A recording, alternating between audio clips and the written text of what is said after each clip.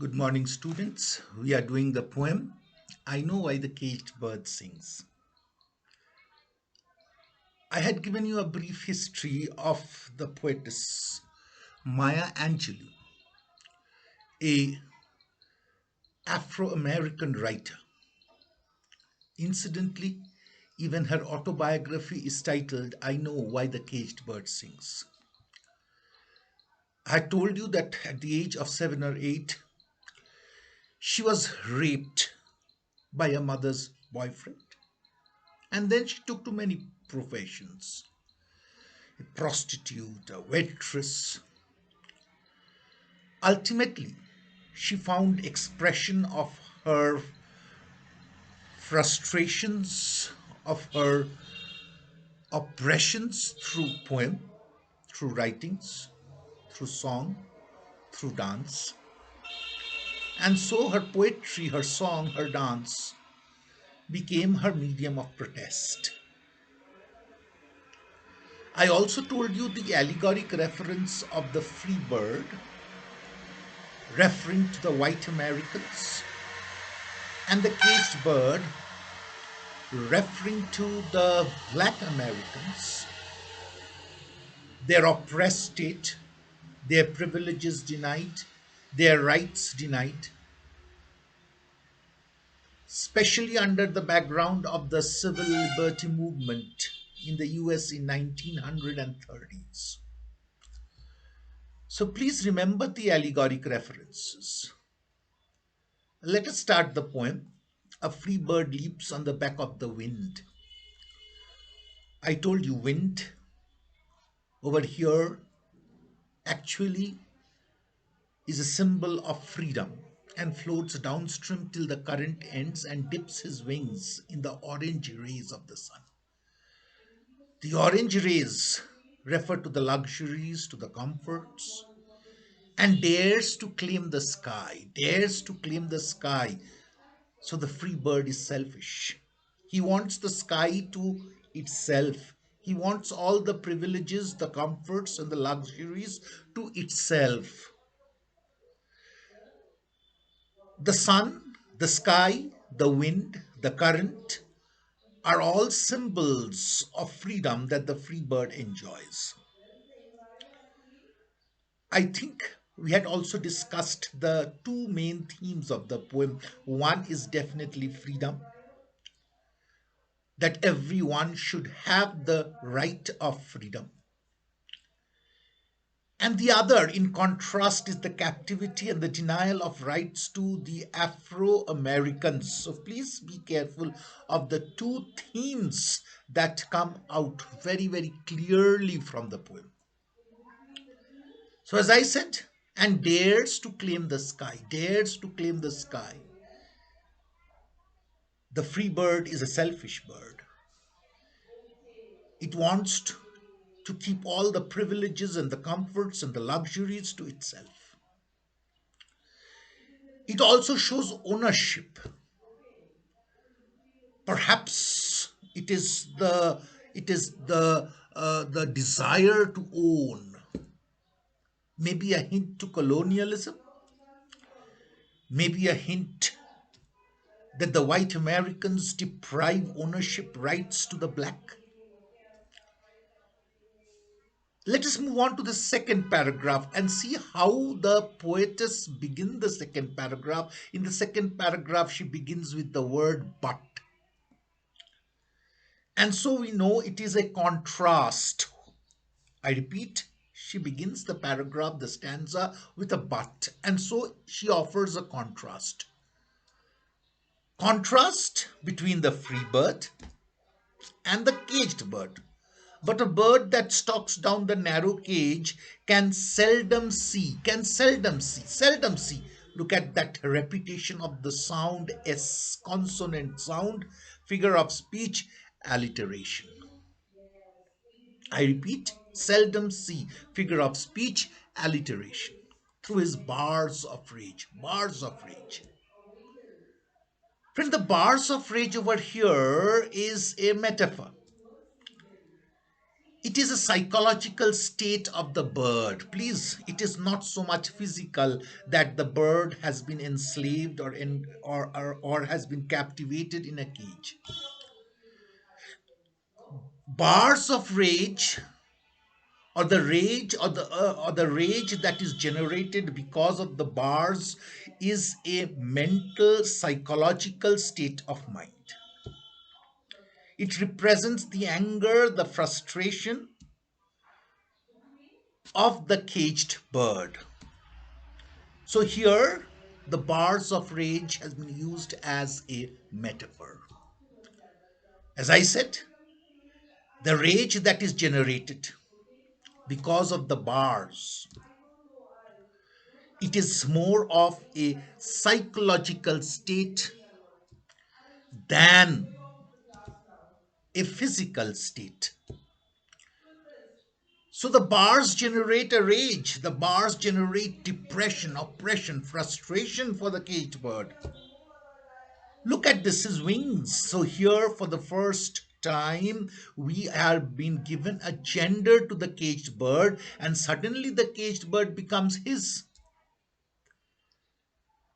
And from here it is clear that we are referring to the society of the Afro Americans. His wings are clipped and his feet are tied. That means he is denied basic freedom. His rights have been taken away. His rights to fly freely in the sky now has been robbed. He has been denied the basic rights that are available to a citizen. And so he opens his throat to sing. What is the song symbolic of? The song is symbolic of the desire for freedom. I told you about the poetess, how she often took to songs and music as a protest. So the caged bird opens his throat to sing about freedom, his desire for freedom. The song becomes a medium of protest. Not only for the bird, it is a song of protest not only for the birds, but it is a song of protest for all people who may be oppressed in this world. So please, this song, this bird has a larger context.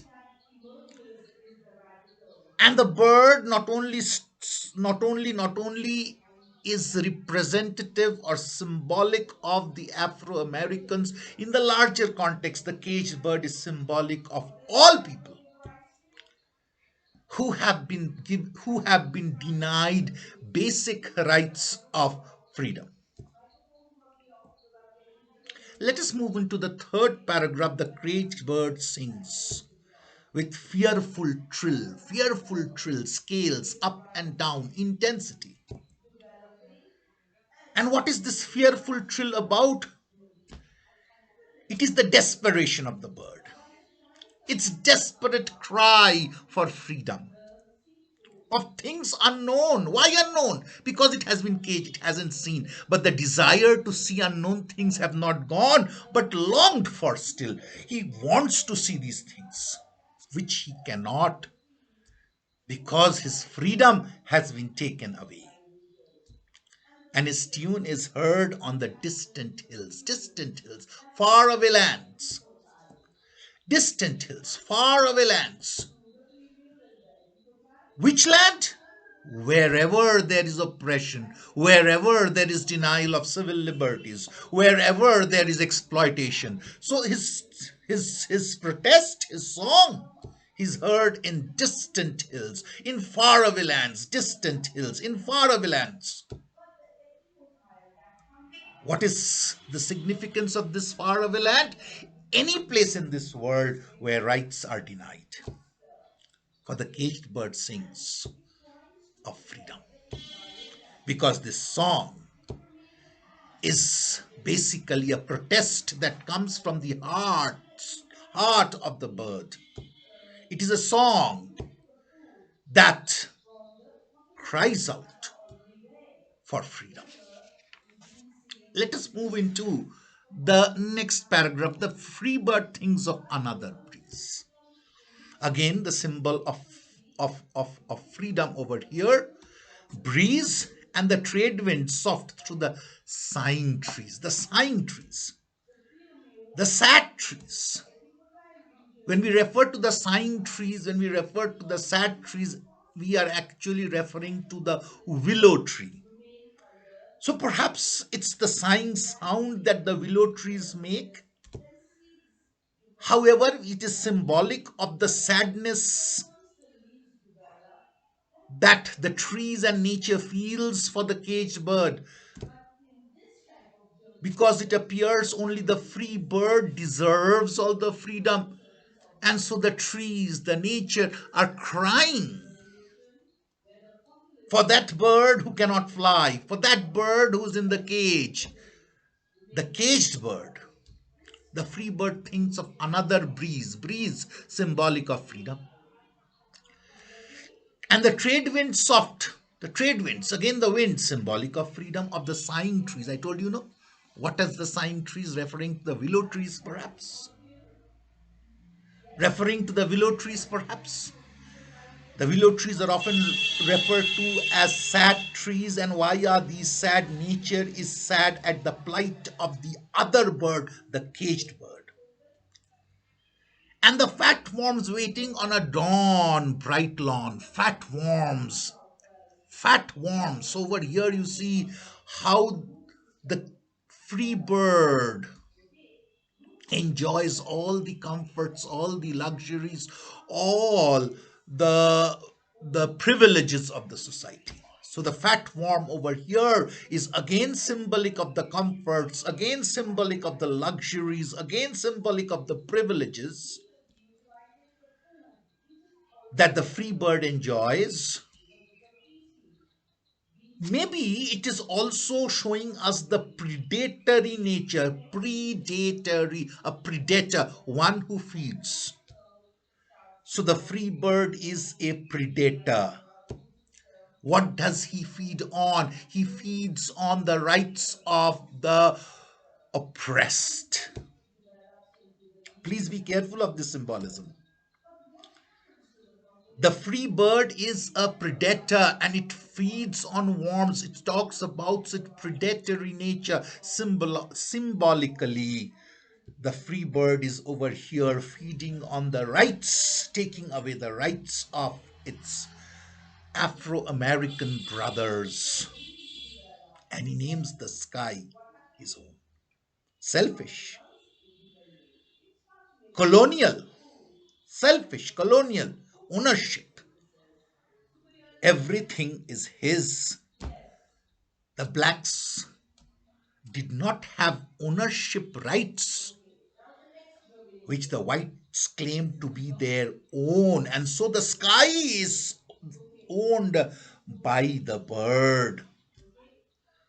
But a caged bird, again, look at the contrast, stands on the grave of dreams. Dreams, again, metaphor, grave of dreams. Dreams that turn into a graveyard.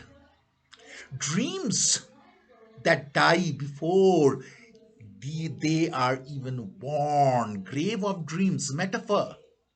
Dreams that die before they are born. His shadow shouts on a nightmare scream, nightmare. So this bird sees nightmare, nightmare of oppression, nightmare of denial, nightmare of exploitation. Look at the state, how his freedom has been taken away. His wings are clipped and his feet are tied. And so the only way that he can express his frustration, dissatisfaction, that he can protest is through his song. Don't forget the analogy, the similarity between the caged bird and the poetess over here. I remind you about the poetess's life, that she actually chose dance, chose singing, chose poetry, chose prose writing as a medium of protest. So that is the only option available to the caged bird. How can the caged bird protest? The caged bird can only protest through his song. The caged bird sings with a fearful trill, intensity scales, ah, ooh, up and down. What does it symbolize? Its desperate cry for freedom of things unknown. What the caged bird hasn't seen, why it hasn't seen, it is locked, it is caged. But he longs to see, he longs to enjoy those things, but longed for still, and his tune is heard on the distant hills. Distant hills, far away places. What are these places? As I said earlier, these are the places wherever human rights have been oppressed, human rights have been denied. So this song has become a symbol of protest to in all distant places, in all unknown places where there is denial of rights. For the caged bird sings of freedom, sings of the burning desire that is in the heart of the caged bird, which is freedom of the bird. I actually recorded the poem at a go. It is difficult to record every day. Please only use those portions that I have been teaching and setting questions on. So please be a bit careful about choosing the correct portion. I'm always there with you for any questions in the Zoom class or whatever you want to clarify. I hope the poem is clear. Please stay well, stay safe, and take care. Thank you so much.